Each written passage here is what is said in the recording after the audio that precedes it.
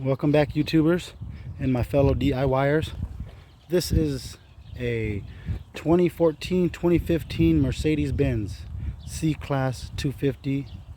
We're doing brake jobs. We're going to do the front and the rear. These are the new rotors. Tools you're going to need if you're doing rotors: Torx 30. Sorry, just got off work. Sun's in the way.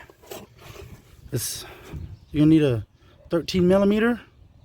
You guys can see 13. 18 millimeter. I couldn't find my 17 millimeter, but I guess I'm just gonna use this 11/16. You just need a wrench just to hold on to this nut while you loosen up the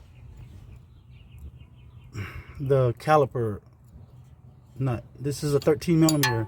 Then after that, you need to remove these two 18 millimeter back here that holds the support, this bracket, caliper bracket. And if you spin around, this is where you're gonna need your Torx 30. Your Torx 30 is what's holding your rotor on, and it goes in this little hole right here.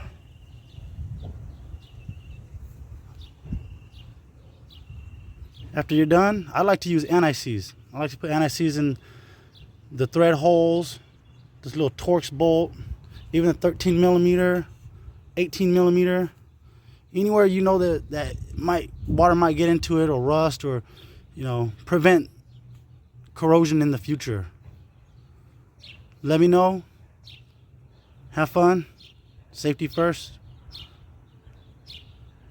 Thank you.